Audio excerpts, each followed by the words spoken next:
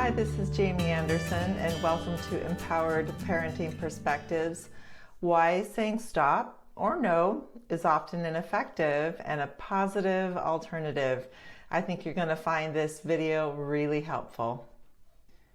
During this video, I'm going to explain why negative phrasing is often ineffective at changing behavior, how to phrase redirections, and why they can be an effective alternative to negative phrasing, and tips for increasing effectiveness of redirections, and then when to use negative phrasing.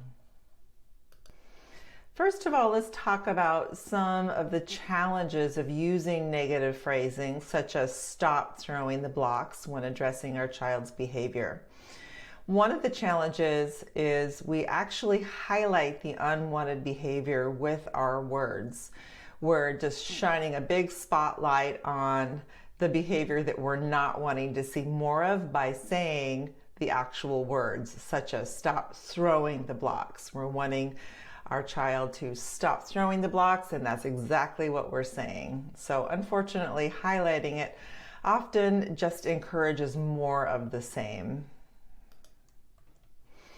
Another reason why negative phrasing is often not effective is we actually don't tell our children an acceptable alternative, meaning like, what am I supposed to do instead? So for very young children, they might inherently still know that you want them to be gentle, but they're very in the moment, right? And so they're throwing the blocks, maybe they're even enjoying that feeling of throwing them. So in that moment when we're stating, stop throwing the blocks, an alternative might not necessarily even be in their mind.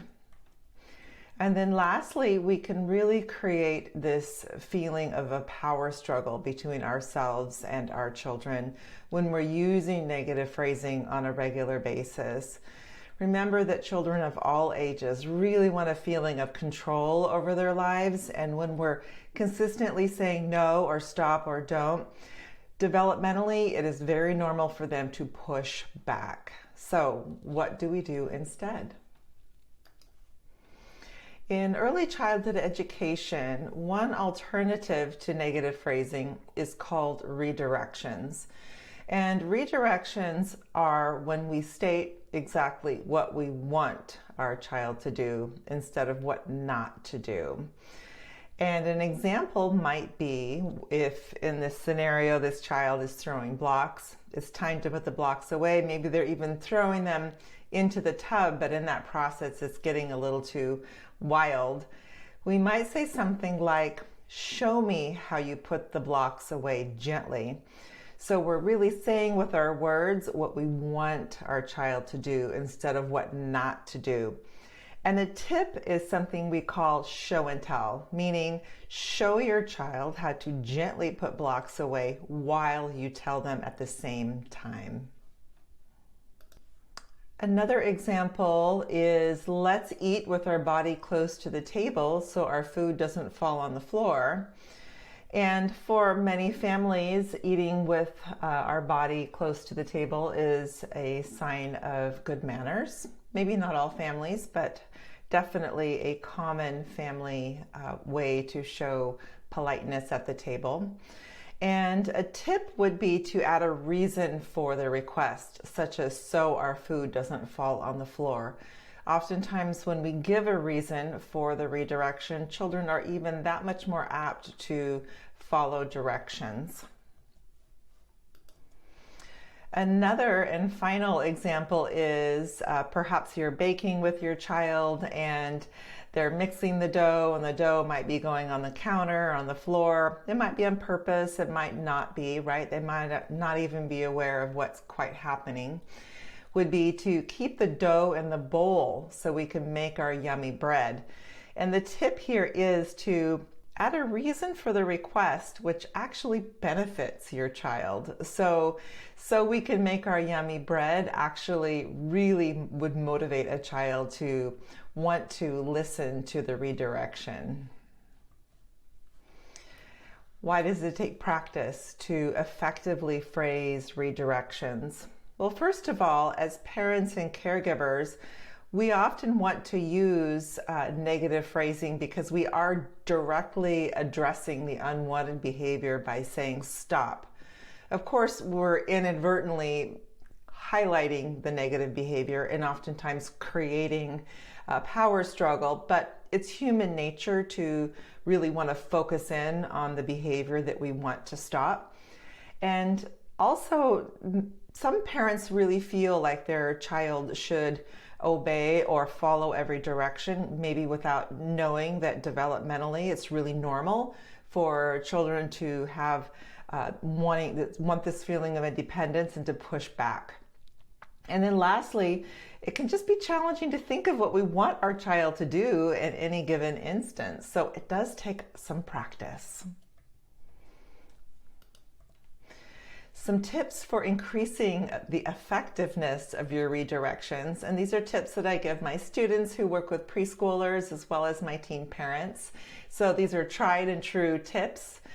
The first one is state the redirection at the beginning of an unwanted behavior. So if you are really busy, caught up in something, and you notice your child is doing something that you don't want them to do, don't wait 5, 10, 15 minutes. Do it at the beginning of the behavior that you want to stop. Also, if it seems really troublesome and they're not listening the first time, come close to them, get at their eye level, and even use their name. And then lastly, be firm but friendly. Mean what you say. It doesn't have to sound harsh or unkind, but these tips combined often really increase the possibility that redirections will be effective. Now keep in mind, no positive guidance strategy works 100% of the time. When is it important to use negative phrasing? So I always like to say, save your negative phrasing. Save it for when you really need it. If you're using it on a consistent basis, children will tune it out. So when you actually really need it, it's not very effective.